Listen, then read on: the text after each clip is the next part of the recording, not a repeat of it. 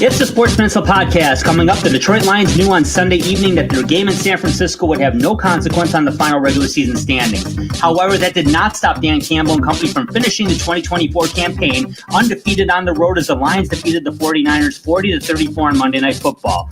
Now they head back home to Ford Field to face the Minnesota Vikings for the NFC North crown and the number one seed in the NFC playoffs. The winner owns the North, the first seed, and a first-round bye week, which the Lions could certainly use to get healthier for the upcoming postseason. Is this the biggest final regular season game for the Lions ever? We'll discuss that and more next. Now, here is your Sports Peninsula team. Welcome, everybody, to the Sports Peninsula Podcast. My name is Dave Jasinski. Drew, is this the biggest regular season game the Lions have ever had? That's debatable, but you know what? It's pretty damn big, and we're excited to talk about it. And joining me to talk about it first is Coach Andy Shield of the Marine City Mariners. Coach, how you doing? Doing well, Drew. Happy New Year. Happy New Year.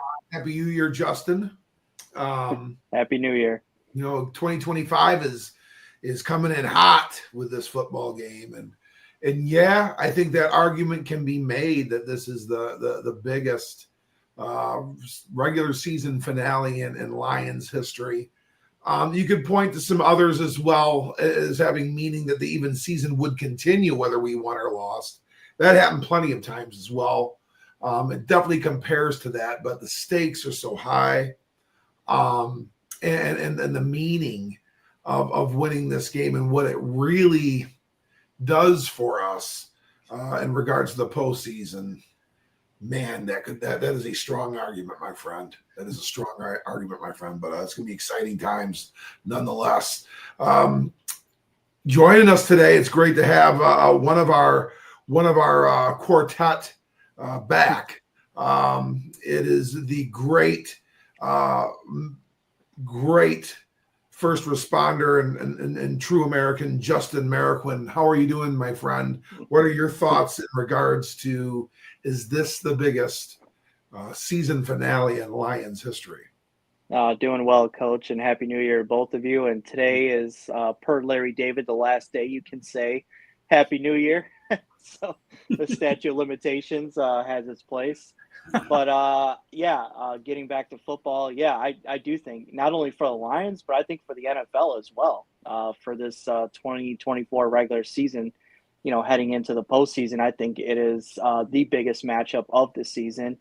Like you said, the stakes are so high. Everything is on the line. I mean, we're going to have possibly a 14-win team be a number 5 seed and go on the road. That just sounds painful to get out, even if it ends up being the Vikings, that's just painful. Mm-hmm. But the city's ready for it. Ford Field's ready for it. Players are ready for it. Coaches are ready for it. And most certainly the fans are ready for it, including us. So I can't wait. It's a cool topic to start off with. And has there been more at stake? I think that in my mind, it's clearly no. The Lions, at least in our lifetime, have never played a game that meant not only do you win the division, but you also get the number 1 seed in the playoffs. That has not happened. Now, even if they lose 50-0, which we know that won't happen, they're still in the playoffs. But to your point, Justin, it's a significant setback. To be a 14-win team, be the 5th seed, that's rough. Coach, I remember the 97 game against the Jets. The winner was in the playoffs. The loser was out. And, oh, by the way, there was that Barry Sanders guy going for a 2,000-yard season, which he got. And then mixed into that was a traumatic scene and injury to Reggie Brown, number 59 of the Lions, who broke his neck on the field that game, had to be resuscitated. Thank God he's walking and he's living a good, normal life now. But he never played again. But again, that's all in hindsight. Going into that game, is a huge game. I went to the game, I want to say it was in 2010 against the Chargers. It was Christmas Eve. That for the Lions was you win, you're in, you lose, you're out. They won the game big against the Chargers. Jimmy Schwartz got him back to the playoffs. Life was good. We know a lot changed from that time until now. We know a lot of things happened. That wasn't the start of a great string of a success, a dynasty, if you will. That was a huge game too. But yeah, the more I think about it, this game is huge. And not to mention, these are two teams that are right near the top of the league right now. I mean, only the Chiefs have a better record at 15-1. Wow. And Justin, you made a great point. Yeah, it could be the Vikings. We certainly hope it will be the Vikings, but that really sucks to win 14 games, not just to be a wild card. I mean, you're likely on the road the whole playoff, unless things fall in place for you, and you really get fortunate that the 6th or 7th seed marches on with you. You're going to have a tough go of it. So before we get into that game, though, let's start talking about last week's game against the Niners. Now, in the intro, we talked about it. This game didn't mean anything at the end of the day. The Lions could have lost this game, and still the same stakes would be in place for this game today based on conference record tiebreaker with the Philadelphia Eagles. So everyone understands that, in case you didn't read any of the other 152 websites that are showing you this, that's what it is. So that's why no matter what the Lions did on last Monday against San Francisco, a game they won 40-34, they still would have to play Minnesota and beat them to get the division title, and the winner takes all basically in terms of playoff seeding. So guys, great game in San Francisco. Lions are 14-2 on the season. They finished the season undefeated on the road. They've never done that before. I believe in 91 they were undefeated 8-0 at home, but they were 4-4 on the road that season. Coach, we remember that year. I'll be honest, I'm looking at this year right now, and already it's statistically nearly the best season the Lions have had in our lifetime. Let's talk about what it feels like to be here right now as a fan. Well, and I think it really, you do have to take a look at your own fandom and what and what you feel and what Lions football means to you and all those things and separate from the internet, separate from the podcasts, separate from the social media, separate from the media, and look at what you have.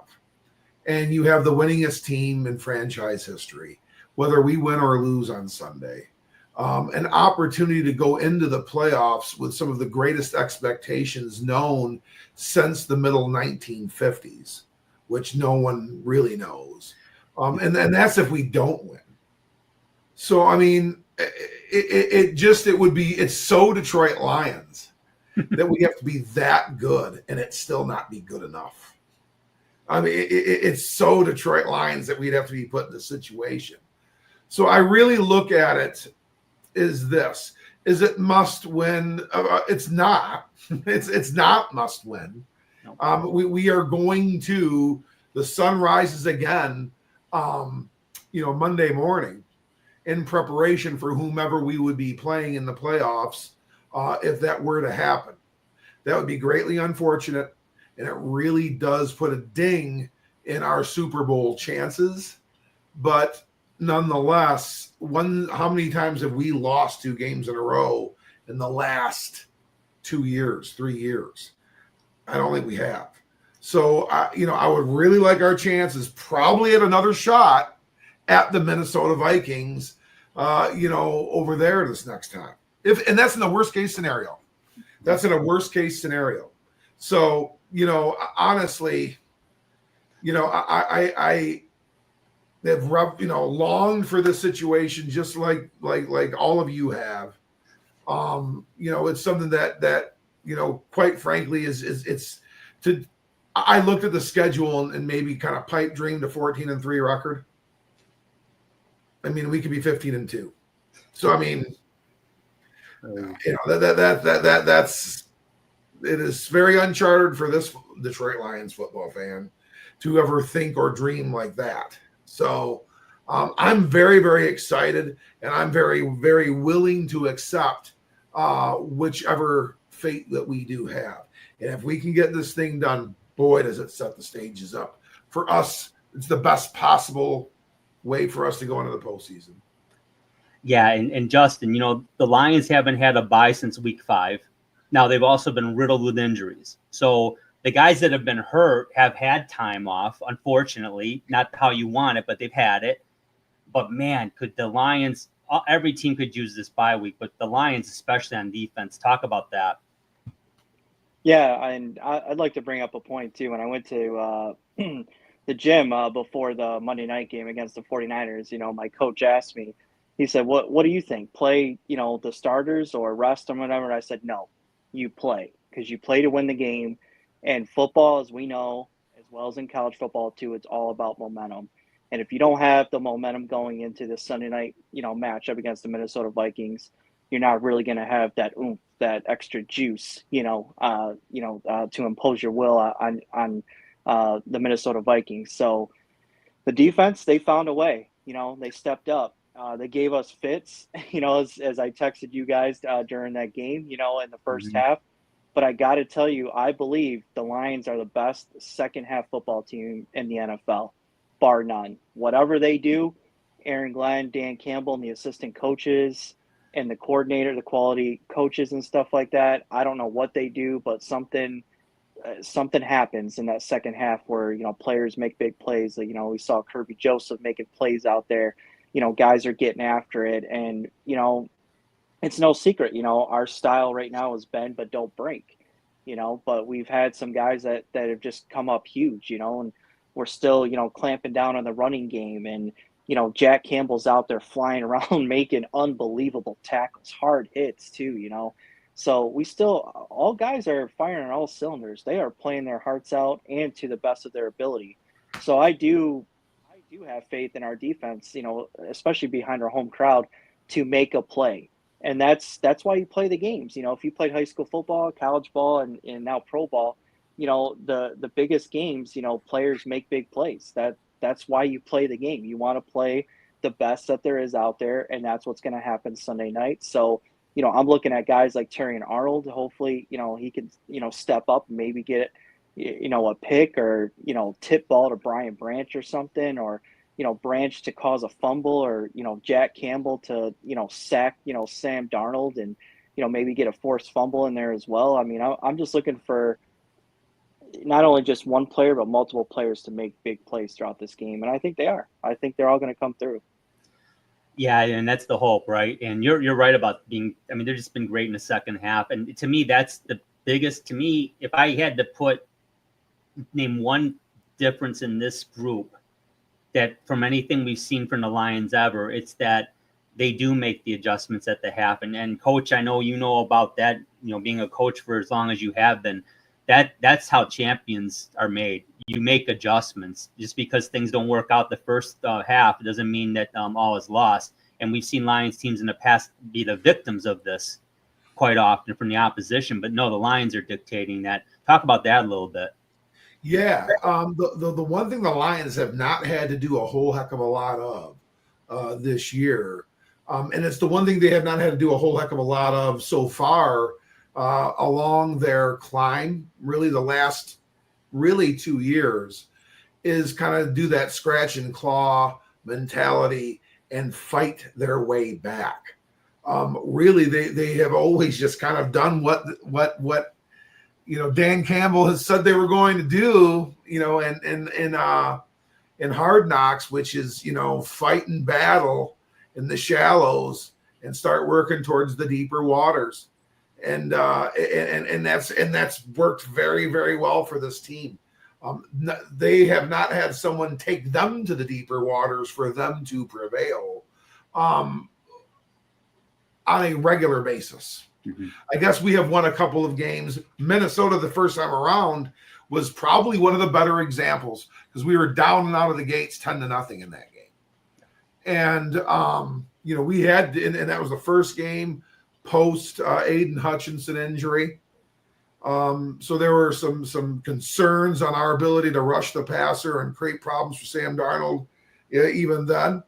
And, since then we've sustained some more injuries to that defense. So that being said, it is certainly a different situation.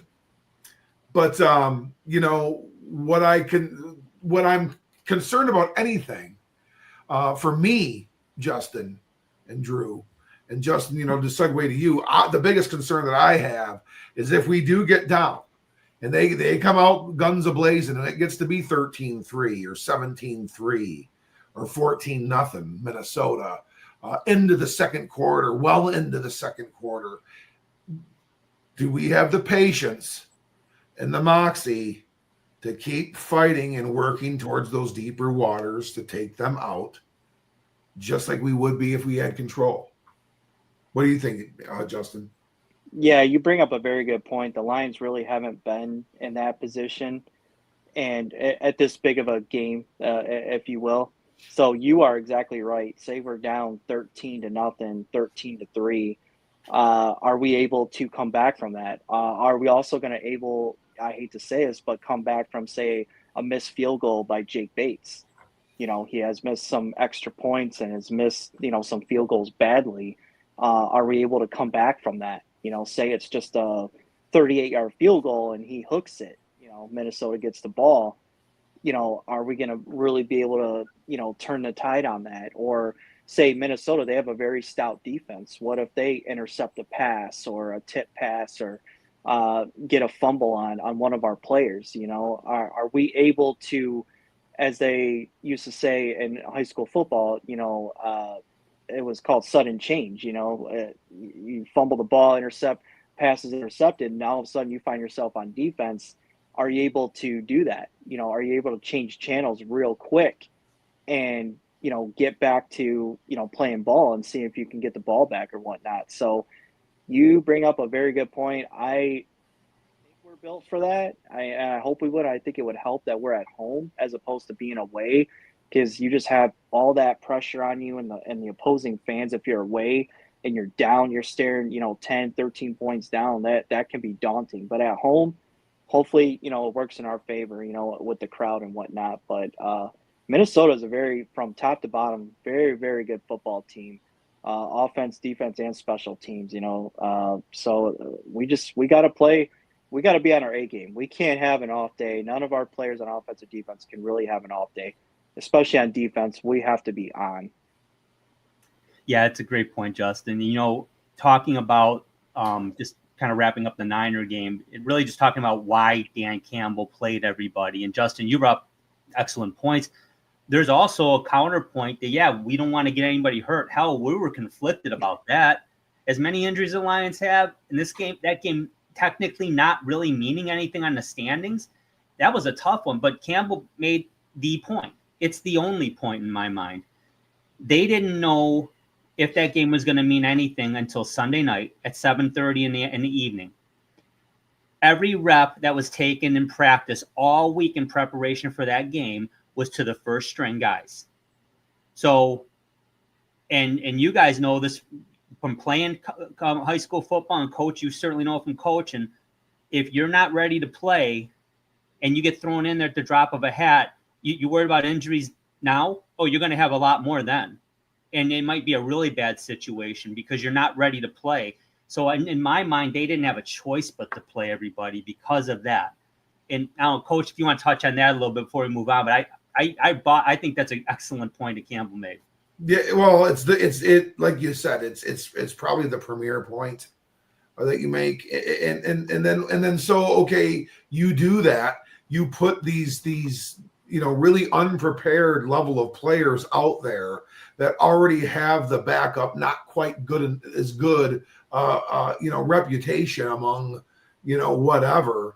And, and not that that's really true, but, that it's not the point that I'm trying to make.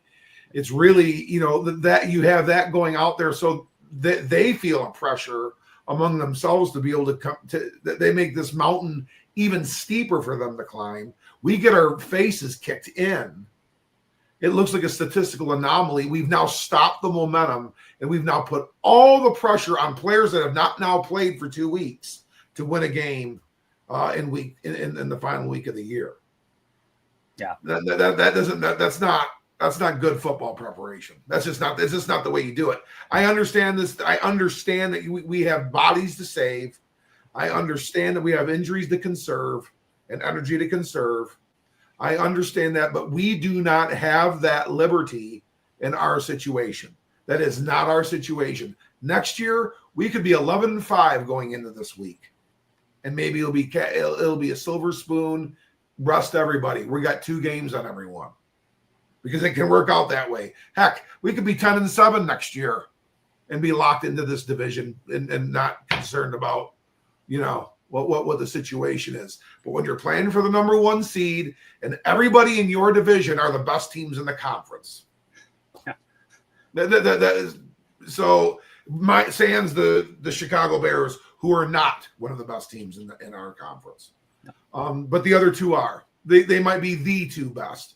With Jalen Hurts not playing right now for Philadelphia, they are not one of the best teams. They are not. No, they are not. They're not one of the 7 best teams. And that's a fair statement. They will be bounced quick if he can't play. Yeah. And he's not playing again this week, so they're not really considered. So, we have to do what we had to do in order for us to continue to compete at the level at which we have to compete. We've had to compete all year. There was no, and okay, anyone can go look back on a 40-34 victory and say we should have did, because we won and we're not a game back. We're actually up. No, the fortunes don't change. Understood. But you know what? I think it was the right call, Justin. Hey, this offensive line, could they've used a little extra rest? They could have. But I tell you what, rest. There's one vowel that can replace that E in rest. And it's not a good one. And it's called rust. And rust leads to rust, my friend. Rust leads to rust. Justin, did they do the right thing? Did they playing these guys? Was that the right move? Absolutely. Like I just said a few moments ago, football is all about momentum, especially the NFL. And to your point, Dave, the first stringers practice all week. So why would you have, the backups playing in this meaningless game and kind of throw off, in retrospect, meaningless game, but why would you have the backups go out there and play a full complete game and then you're going to switch gears and say, okay, we're going to turn it on against Minnesota? No, you play because you need the reps. It's just like any other sport, you bring up rust, coach. That's the same thing. Talk about it in boxing and MMA. There's octagon and ring rust if you're not, getting ready and whatnot. And then you go in there all of a sudden in a championship match, say like the Lions and the Vikings. Okay, yeah, you're going to be, not there. The cobwebs, you got to shake them out a little bit. And that could be detrimental. Maybe that first quarter we kind of win the game Sunday night, just getting up on the Vikings, defensively, or offensively. Maybe we're up 14, 13 or 17 points, heading into, the second quarter. It could shake out that way. Absolutely. And there's just so much on the line. And especially, I was going to get into it later, but I'll just bring it up now.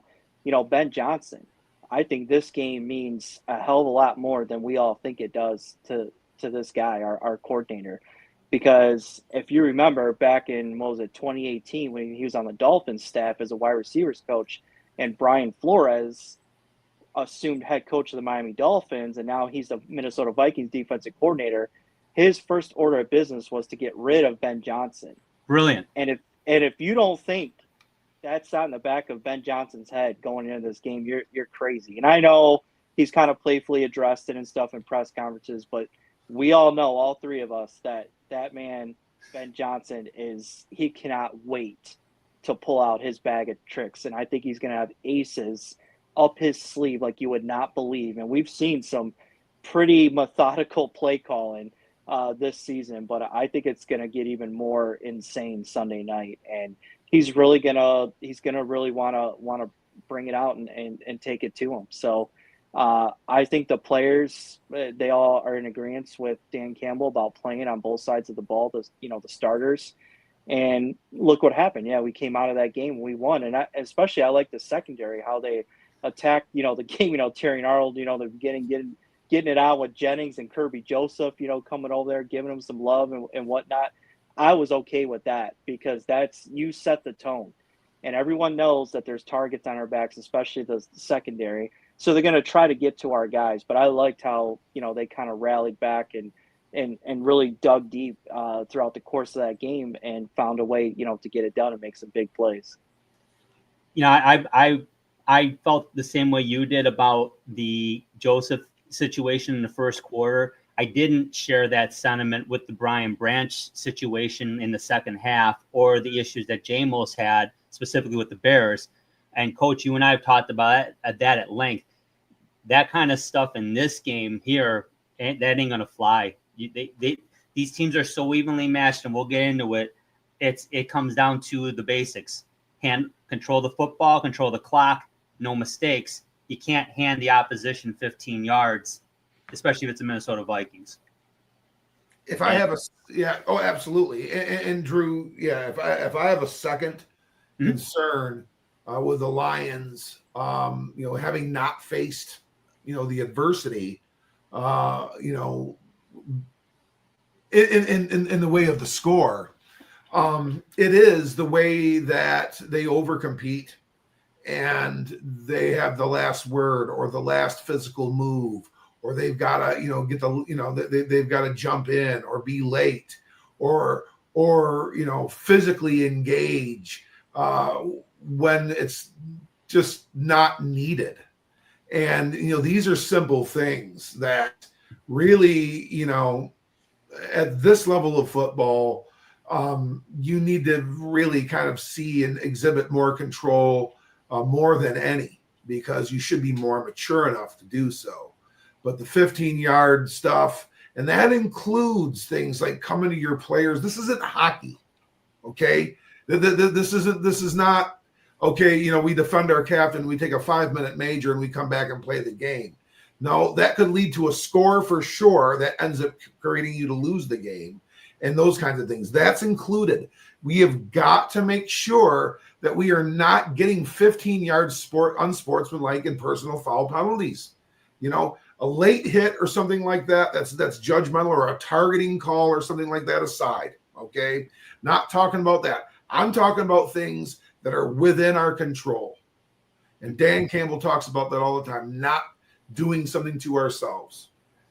And we can control those kinds of things. And it's not, I mean, in the structure of football, you can't come running to your teammate's defense and knock somebody into the stands on a blind side. It's going to be penalized, and it's not going to result in anything that is going to be helpful to that teammate. And just like Brian Branch at the end of the game as well. I mean, we're at the sideline, coming in late. A guy's coming down into the sideline. Yeah, I mean, we're in control. I mean, we're up by 2 scores at that point in time. This is still before it was the onside kick and stuff. Mm-hmm. But I mean, nonetheless, it lent to that drive. Who knows? It could be ends. We bring Goff back out. We're taking knees, or maybe Hooker comes out and takes a knee, and we're good to go, and it's done. 40 to 28.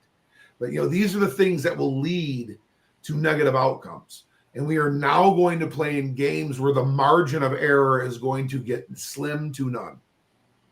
So if I was concerned about 2 things, it was those 2 things. And aside from that, I mean, okay, if we had an injury to Jared Goff, that's not good. That's obvious. That's not good. If we have an injury to Penei Sewell, not good. Or Frank Ragnow, not good. Or Jahmyr Gibbs, not good. Or Amon-Ra St. Brown or Sam Laporta or Jamo or anybody else for that matter on that offense. We now handcuff the one thing that we're all on wheels with, which is this offense. This offense is just, we can play good enough defense and make enough plays to have this offense prevail. We can do it. You're right. Definitely, Coach. They got to be the most disciplined version of the Detroit Lions that we're going to see going forward. They have to be disciplined. That being said, let's talk about the game coming up. Let's look at some of the injury report right now, and I'm putting it on the screen. But what I do want to talk about, when the Lions played the Vikings in week 6, because a lot of people are saying, oh, that defense is decimated and beat up. I don't know if they can hang with them. Well, they didn't have a guy named Aiden Hutchinson in that game either. And, oh, by the way, they also didn't have Zadarius Smith. So they were without, and Marcus Davenport. So they were without any significant pass rusher on the edges for that game in Minnesota. The Lions had 4 sacks in that game. So did the Vikings. They each had 4 sacks in that game. Now, Aleem McNeil played in that game.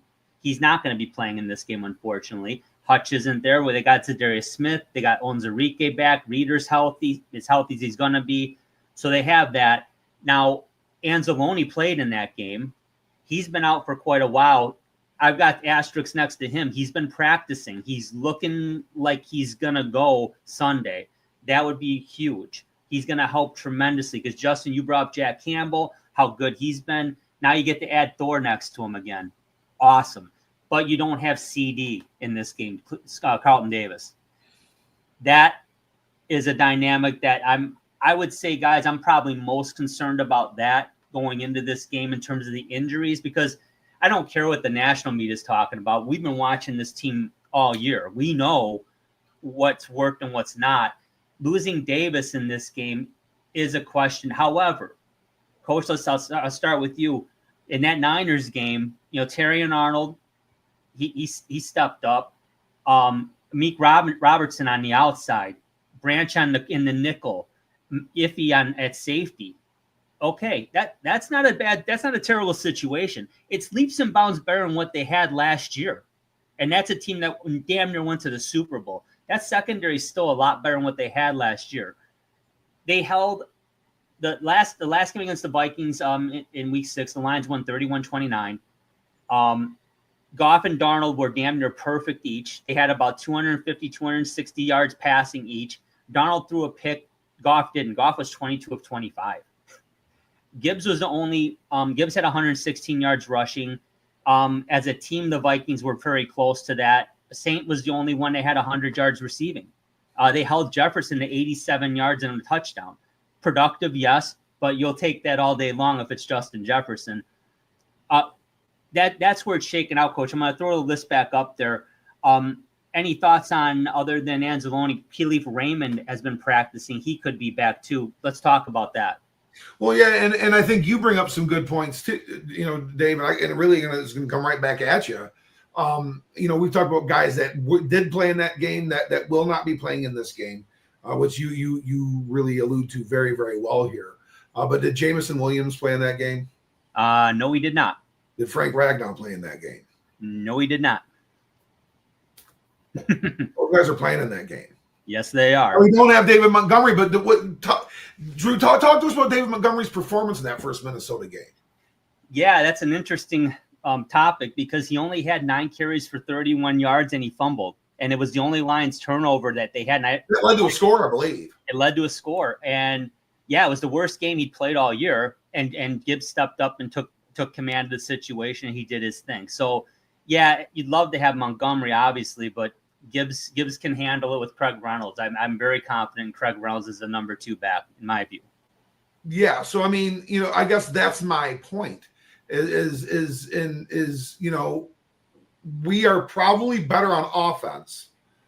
In some ways, we're definitely more refined. We're definitely more seasoned. We're definitely more broken in, so to speak, on offense than we were in that game. David Montgomery is an absolute beast and somebody that's super important to what we do. But with that being said, with him not being available, we can go back to that first game and really see as an indicator that he didn't really maybe contribute like he does typically in the positive, in the positive side of things that he normally does. But I see it that way too, is that, yes, we aren't quite the same defense that took the field over there in the Twin Cities, but we are probably a little bit better on offense than we were at that point in time. And I just think as a team, we're a little bit more fortified. Justin, of the, and you can go on either side of the line. If you want to go on both sides, take both sides. Where do you see, in the trenches, where do you see the state of affairs up front in this game between the two teams? I mean, it's going to be huge on both sides of the football. But like you just said, we didn't have Frank Ragnow that first go around. Now we do, and JMO. But yeah, the trenches. That's where it's gonna be. That's where it's got to count. We got to keep Jared Goff upright. Again, Minnesota, they love to get down and dirty, and they're good tacklers, good blitzers. Brian Flores, he's very good at mixing up, his stunts and his blitzes. So we got to watch out for that. Our offensive line just has to be ready for anything. And then on the flip side, our defensive line, they got to step up. And one guy that I think could be an X factor is Josh Pascal, because he could play outside and he could play inside. Man, he's in that 49er game, he was all over the place. So they're going to need to rotate him all over, Aaron Glenn and company. Onwuzurike's got to step up, because one of you said that Reader is about as good as he is right now. I'm sure he's slightly injured. He's not 100%, so we can't have him out there all the time. So Onwuzurike's got to pick up the slack, and they can get to Minnesota. They can get to them. Like you said, Dave. They had 4 sacks in that first meeting. Another stat I'd like to throw out: I believe the last 2 years, Minnesota has only given up 30-plus points 6 times, and 3 of those belong to the Detroit Lions. So I'm looking at the magic number being 30. So if we probably hit that number, which our offense is fully capable of doing, not saying we have it in the bag, but we have a pretty good chance of, staying in it, or if not, besting the Minnesota Vikings. But, the trenches, they got to step up. They got to stop Aaron Jones and company. Cam Akers, he's a very slippery back. He's known to, kick it outside. He's a very good receiver as well. But, I think if those guys up front, they kind of shut down that run game, Darnold's going to have to pass probably 30-plus times. That's kind of what you want to see, and hopefully mistakes will be made down the stretch. Yeah, I think, Justin, that's fascinating that you bring that up. And, I know, from just my keeping my nose in the X sphere, or Twitter sphere, if you will, it seems as if Ryan Poles down there in Chicago definitely wants to keep Mr. Ben Johnson away from things over there, because he is said to have maybe in some interviews in the past that he's taken and talked about bringing in, his own general manager candidate. And that was, one of our former employees with the Lions that I believe is now right over with the Commanders right now, or Philadelphia, one of the two, doing some things and wanting to work specifically with him, which would mean Ryan Poles would probably be out of a job in Chicago if Ben Johnson were to be considered the head coaching frontrunner there. And I tell you what, if he could add a fourth game in 7 games to that 30-plus point total, they're in this division too. I don't know how. Ryan Poles would probably have to be looking at things with a very squinted eye, because I would have to think they got their guy. This is a guy that's got the Minnesota Vikings figured out, and he's been coaching the Detroit Lions this whole time. That's my candidate right there. And honestly, at this point in time, I'm going to go to you, Drew. And I guess that would lead to that. We win 35-31, and we score points in our 2 playoff games leading into the Super Bowl, and ultimately we win a Super Bowl score of 35-31. Sure. Do you care if Ben Johnson is the head coach of the Chicago Bears? Or we will win Super Bowls in the future with him here and him not here. But we are not going to win the Super Bowl this year, and he will not be the head coach of the Chicago Bears, and he'll get to run this offense when we do win a Super Bowl. Well, I don't know if I would be willing to take those odds anymore. Would you, Drew? No, you want the ring, certainly. And let's face it. we know as fans that, and certainly, I mean, I would think we're a little above a fandom. I mean, we do some homework here. You guys have played and coached. I mean, we know football. I'm not saying we're freaking Pat Summerall here, but got to figure it out. This is just water, by the way. Yeah, you expect a Ben Johnson or an Aaron Glenn even. They're going to get a head coaching gig because everyone wants the next best thing. I mean, I hate to bring it up, Bill Belichick's staff. I mean, they were getting plucked left and right. It's not necessarily the path to success. Hell, we saw it with the Red Wings here in Detroit. Derek Lalonde knows he's a very good coach. Maybe not a head coach. An excellent coach, though. Jim Schwartz is an outstanding defensive coordinator. Wasn't so great as a head coach. Brian, yeah. Steve Spagnuolo, Spags. Everyone loves Spags. A great defensive coordinator. Didn't do too well as a head coach. I'm not saying that'll happen to Ben Johnson, but what I am saying is that I expect it happens a lot. But I expect them to go. They're going to get an opportunity. I expect it. Now, do I want it to be the Bears? No. No, I don't, but I don't begrudge him. And if he gets it, he's going to get it. The Lions have to overcome that. No, because when that time comes, it's going to be who's going to be the offensive coordinator anyway. I'm not so convinced because I thought he was gone after last season. Yeah. I really, and you pointed out, and that's been my thing for years, is that some guys are just better as coordinators. That's just the way the game shakes out. Dave, you brought up great, excellent points. Like Spags in Kansas City, he's a hell of a defensive coordinator, but when he's at the helm, not so much. And I think Ben Johnson gets that. I think that's why he has this magic number of contract that he's looking for. I think that's just all smoke and mirrors. I don't know if he really wants to be the guy. Like, do you want to go ahead and leave? And yeah, there's what ifs, like, oh, if I don't, I'll never know if I could lead a team to the Super Bowl or playoffs or conference championships or whatnot. But the same flip of the coin, if I stay here in Detroit, we could win multiple Super Bowls. Say if we head, to the Super Bowl and win it this season and onwards, you start thinking about that too. So I think a lot's going in his head. He said him and his wife and the kids, the family loves Detroit. He's having a great time in Detroit. He's loving it. But I think that is in his head. I really do about, maybe this is my arena as being the offensive coordinator, not so much, the head coach. Or he could be like another Sean McVay where, McVay calls the plays, and same as Kyle Shanahan, and you can make it to the Super Bowl, and then win one like McVay did, if you have the right quarterback. But I think that's in Ben Johnson's head. I really do. I really respect the way he's approaching it, because I've been guilty of it. I'm not comparing apples to oranges here, but I mean, I've been offered promotional opportunities, and you see the dollars and you jump at it. You think that's great. That's what I want. Buyer beware. Be careful. You don't know. You might be getting into something a little more dirty than you even wanted to get into.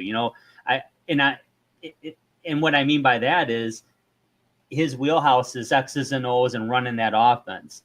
Does he want to deal with a linebacker who's having issues, on the defensive side of the ball that are more off the field or whatever? I don't know. That goes into the head coaching realm. It's not about just you're going to work with your group on your thing, and you're the head coach. You're responsible for everyone and everything. So it's a different scope. It is high profile. It pays better, but high risk, high reward. You're the easiest guy to get rid of or gal to get rid of in the situation. You can't get rid of the whole team, so you make an example of the coach. That's the situation you put yourself in, which is another reason why it pays a lot better, because it's feast or famine quite often. So it's a great point. Coach, we went through this with Western Michigan. We get PJ Fleck rolling the boat, undefeated season, damn near win the Cotton Bowl. I mean, unbelievable. We knew damn well he was as good as gone, and he was, and he's still been at Minnesota all this time. I mean, this happened right now behind me, right there. Duke's Mayo Bowl. There you go. Oh wow. What did that used to be? If that's in Charlotte, it used to be the Belk Bowl. Okay, Yes, that's Yep. true. Marine Yeah. City graduate Brendan Kay was once the MVP of. that's right. So, but yeah, the Duke's Cincinnati. Mayo Bowl is being played as we speak. And just to kind of like, support both of what you guys are saying there, Justin, you bring up some great points. Dave, you really, really add to them. This is a division that the Chicago Bears are in. And you have what's going on here in Detroit that you're going to have to compete with, and Dan Campbell. And you know what we're going to, Ben Johnson, we will replace. We there will be somebody else that does it. I mean, there was always going to be somebody else that does it. Just if we lose Aaron Glenn as well, who is going to be a prime candidate for jobs, we will bring in other people, and it's this culture that you're going to have to beat, and our roster and the way we put together our team that you're going to have to beat, Ben Johnson, if you do take that job in Chicago. I think things are pretty good in Green Bay, don't you? Matt LaFleur is a one heck of a football coach himself. He's a very good football coach. coach. They are doing things really, really well in Green Bay, and that's a situation that is their premier rival, is the Green Bay Packers, and that's they got their thumb on the Bears real good right now as well. And I tell you what, I think we just got done talking about a 14-2 Minnesota Vikings team who was virtually the same record a couple of years ago with a different quarterback and everything. So, I mean, they've had all these issues with quarterback over there, and all they are 14-2 as a result. They are a darn fine football organization and well ahead of the Chicago Bears from a roster management situation. So that's the job you're taking when you're taking that one on. You're taking on these three organizations, the three best teams in the NFC. You want to take a job. Okay, you can have your Philadelphia Eagles. They're real good. The Washington Commanders are real good. Tampa Bay beat us this year. They're good. We know the Los Angeles Rams are good. The three best teams are in this division. And do you want to take that fourth team? Do you really, really want that team? I don't know. It's a good point. It's a good point. Yeah, you want to set yourself up for success too, right? Yeah. Yep, for sure. It's going to be I think Ben Johnson's doing he's very smart. He's doing the right thing. If he's going to take a role like that, it's going to be the situation that he's comfortable with, that he feels there's a absolute path to success relatively quickly, like within a 3-year window. I think I think it's naive to take a job and think, oh yeah, within 2 years we're going to be in the playoffs and knocking on the Lombardi door. Nah. Okay, you can think that way, but it ain't that easy. So, I know that's happened before, but at the end of the day, I think it's very, very methodical and very smart on Ben Johnson's part, which is what makes him a great coach. It's what makes him a great coach. Let's talk about this game a little bit more, guys, before we get into our predictions. Guys, I watched that Green Bay game, and I know you guys did too, very closely last week. And, in my naivety, I was like, wow, could the Packers actually do the Lions a favor? Yeah, right. No. It's like, hey, I was yelling at the screen like, Jordan, pretend it's Detroit. Pretend it's Detroit. Because he plays his ass off against the Lions somehow. He played great in the second half of this game, but not too great in the first. Bottom line, they got beat. They made a comeback, but the Vikings held them off. The Vikings are a great team. Coach, I saw the Lions in week 6 sack Sam Darnold 4 times. They didn't shut him down, but they contained him. They contained Jefferson. They contained Jones. The Vikings played well offensively, but they didn't play great offensively. I saw Sam Darnold running around for his life in that game, but making plays a la Brock Purdy. He reminds me of Brock Purdy right now. What's the key to success here for the Lions on defense to stop that, or at least contain that Vikings offense? Win on third down a little bit. Let's try to keep third down. Let's do well there. If we do well on third down, we're going to take some scoring chances away from the Minnesota Vikings, because in some of those third downs, they may end up going for it on fourth downing and getting it. But they're going to also punt the football at times. And if you're putting the football back in our hands, That's what we want to do. So I'm looking at a statistic. What must we do? We need to continue to do what we always have done. What's been working so well down at the University of Michigan with Wink Martindale, and what is something definitely that's a philosophical viewpoint of Aaron Glenn is taking away the run. It's taking away the run, and we need to take Aaron Jones and company out of the equation. Aaron Jones, I believe, if I am not mistaken, did tip the 1,000-yard mark, and he did. Just barely. He's at 1,093 yards for the season. So, but we can keep him limited and make Sam Darnold beat us. And is Sam Darnold proving to be a quarterback that can beat you? He's definitely done that a few times this year. But let's make Sam Darnold beat us in that atmosphere. With that kind of pressure on him to do it. And I think that's what we need to do is get it on 3rd and long, get them off schedule, so to speak. I know that's a football cliche these days. Get them off schedule, get them behind the sticks. Another football cliche there for you guys, and get some 3rd and longs and get some wins in those areas so that we're punting and maybe limiting them to field goal opportunities. It makes a lot of sense. And Justin, I got a question for you on the defensive side of the ball. Getting Anzalone back, fingers crossed he plays. They got TJ Hawkinson over there at tight end. Now we know about Addison, we know about Jefferson, but getting Anzalone back, how does that contribute to containing Hawk? Yeah, and if you haven't been keeping up with the Minnesota Vikings, TJ Hawkinson has been very reliable. He's been a very good possession receiver, if you will. He's making some big catches, big plays, stretching the field, and that's what opens it up for Jordan Addison and Justin Jefferson to go down the sidelines. But if you have Anzalone in there, he's pretty good at covering, tight ends and whatnot. I think that would be a big task for Jack Campbell. I'm not saying I'm not confident in him or that he can't do it, but he still kind of struggles a little bit in that arena where Anzalone's he's really stepped up his play in the past, couple seasons. And I would still take a 75% Anzalone or 80% Anzalone going up against TJ Hawkinson and hopefully shutting that down too, because like I said, Darnold's really been going to Hawkinson. It's kind of been his safety valve and he's been really turning on. And then that, like I said, that just leads to Jordan Addison. You just forget about him, and Green Bay did, and he lit him up.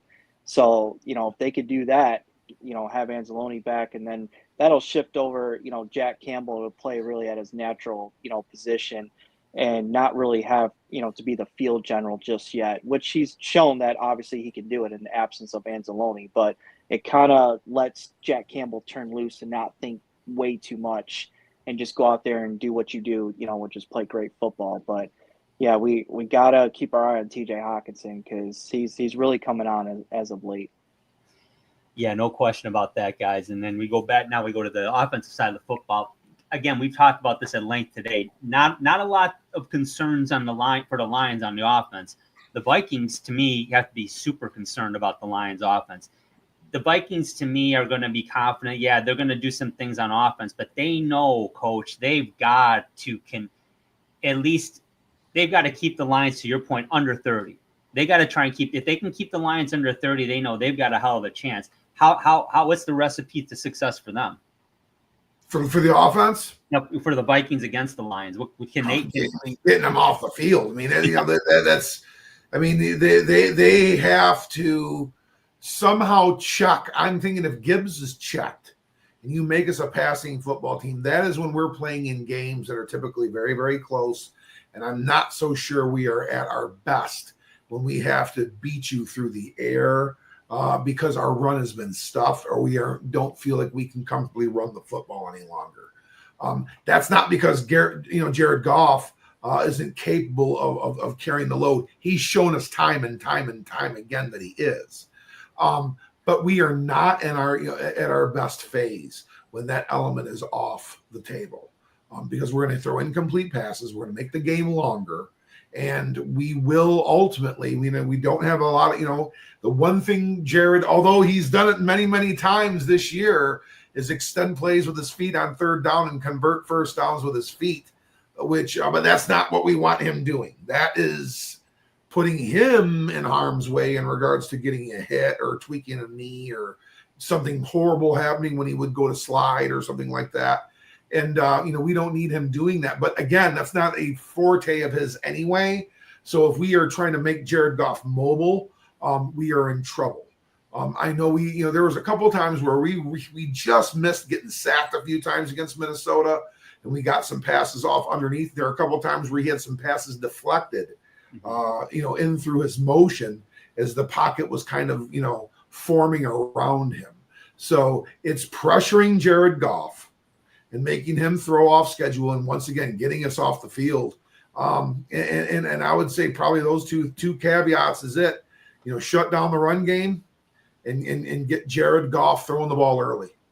So if he's throwing the ball for early, he's typically off schedule and not getting a lot on it. And it makes a lot of sense. And I know Brian Flores is very good at mixing up his blitzes. They had 4 sacks against the Lions in that game. But again, Jared Goff still was 22 of 25 for 280 and 2 touchdowns. So they did try, and they came close. It was 31-29. Don't get much closer than that. So they definitely had the right idea. They weren't able to fully execute it. I'm sure they're going to give it their damnedest on Sunday night. But let's talk about our predictions. And Justin, I will start with you on this one. How are you seeing this one shake out? And let's talk about it. I think this is going to be a dogfight. It's going to be just that heavyweight championship matchup. Trading blows, both teams, the Vikings and the Lions, going back and forth. Some field goals in there, possibly some missed field goals or an extra point on either side. That could be a factor as well.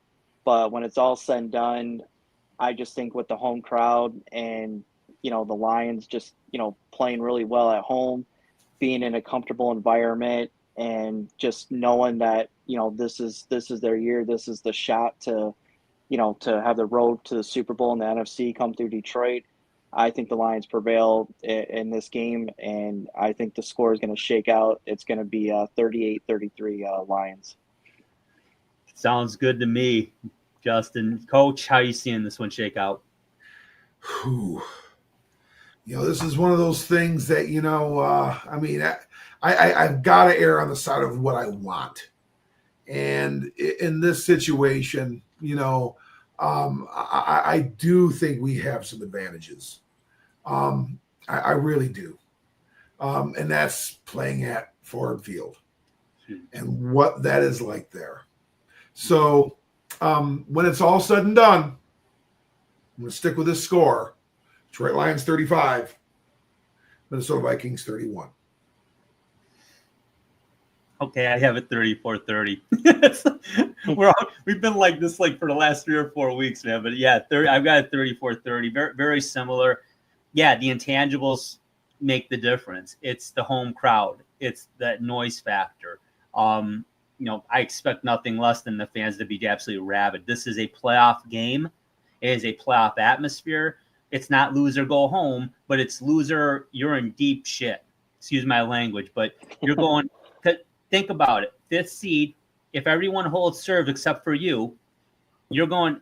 Detroit's going to Minnesota in round 2. Now you're going to have to beat the Tampa Bay Buccaneers or the Atlanta Falcons in round 1 to do it on the road. Then you got to go to Minnesota and win on the road, and then you got to hope that either Washington or Green Bay is the team that follows you, and then you get to host a game. And, oh, by the way, those teams are pretty tough too. So it's a tough road.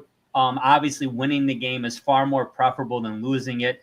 The only caveat, and you said it very early in the podcast, Coach, is that it's not a must-win game in regards to your future. They're both in the playoffs. It's just the road is a lot harder if you lose this one. You'd really rather not. And quite frankly, the Lions, aside from injuries, are set up for success in this one. They're at home. They have a lot going for them in this one. So let's see what happens. Sunday Night Football, it's going to be awesome. It's going to be an absolute spectacle. We've been doing this podcast since 2018, and except for last year, it was kind of kind of a downer a little bit talking about these games every week. This has been awesome. This has been one of the best years I've ever had as a fan personally. I look forward to it continuing well into February. And let's hope that that's what happens. Guys, thank you so much for joining. Everybody, thank you for watching. Thank you for subscribing. Don't forget to like the video, subscribe to the video. Every week we have Lions content out there and more. For Justin Miracle and Detroit's Finest and for Coach Andy Shield, I'm Drew. Take care, everybody. We will talk to you next week. This has been the Sports Peninsula Podcast. Thank you for watching, and don't forget to subscribe to our channel. Follow us on YouTube so you don't miss an episode at the Sports Peninsula Podcast. You can also follow us on Twitter X. Just look for @SportsP Podcast and follow us to keep up on sports around the great state of Michigan and beyond. You can also catch our show every Saturday night at 7 p.m. on the ESEN Network channel as part of Roku. When you want to hear all about sports in the great state of Michigan, there is only one Sports Peninsula Podcast.